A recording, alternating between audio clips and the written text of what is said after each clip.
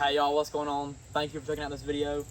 We just got back from Wedowee for the weekend. It's Labor Day, so we were down there for 2.5 days. I might have put the boat back in the barn, but I just want to do a little fishing report real quick. Like I said, we fished for 2.5 days. I fished Saturday morning, Sunday morning, and this morning, and then we fished pretty much all day Saturday and half a day yesterday, but it rained on Sunday, so we didn't get out there much, and then we fished till about 11:30 this morning. But I'm just going to do a little breakdown of the baits I've been using and kind of what's going on around the lake. So the water temp's been like 82, 83 in the morning, and then when the sun starts to get out, it'll get up to like 85, 86 throughout the day. But starting off in the mornings, I was just throwing a big top water.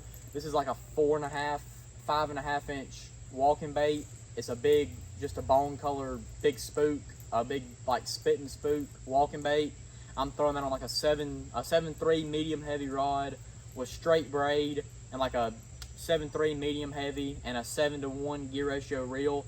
Just bombing that thing out there and working it really fast across points and across little shallow bars or just wherever I think some fish might be trying to feed.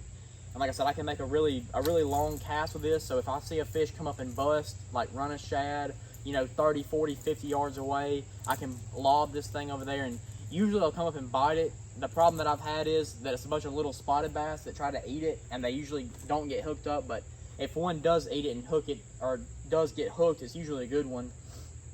And then kind of to back that up, which is, I feel like I'm always talking about this in my videos, but this is just a little weightless fluke. I don't know if you can see it, I have a split shot on there because it was kind of windy this morning, but just a 7'1" medium action spinning rod, 10-pound braid to an 8-pound leader, and a little circle hook, and then I have just a white fluke and that little split shot.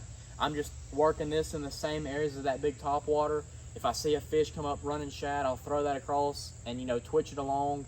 I'll throw it across a point or just around some cover, just pretty much wherever a fish might be, is I'm throwing this thing. It doesn't matter if it's a foot deep, over 40 foot of water, just twitching this thing along just under the surface. And my favorite thing to do with it is if a fish comes up and eats a shad on top of the water, if you throw this over there and land it pretty close, he'll just about bite it every time.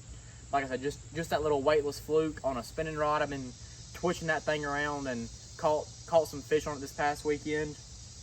And then another one to kind of follow up on those two are pretty much top water baits, and this one I'm using to target more suspended fish, and that's just an underspin, and that's a 2.75 inch swim bait on the back, just a white color or a pearl color.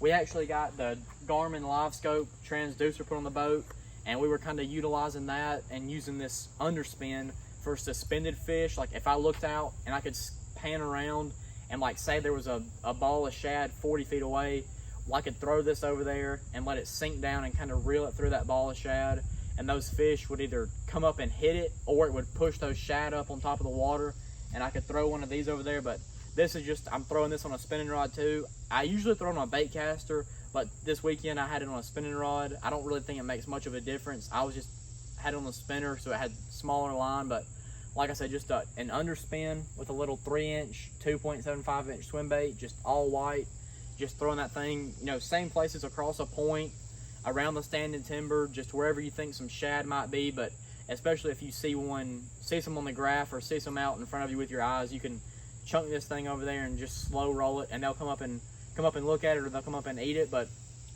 like I said, the fishing is not great right now, but it's a lot better than it has been. There is some schooling activity early.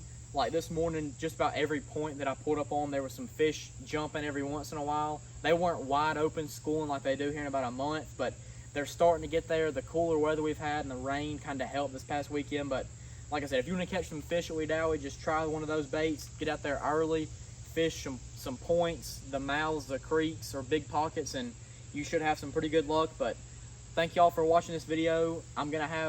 If you missed it, I have a video the other day. I caught a big 5-pounder up early on a buzzbait. So I caught it on the fluke. It missed the buzzbait, but if y'all haven't seen that video, make sure you go ahead and watch it. And I'm gonna have some more videos coming here pretty soon. The fall fishing's about to start. We got tournaments coming up, so it should be pretty good. But like I said, thank y'all for checking out this video, and I'll see y'all next time.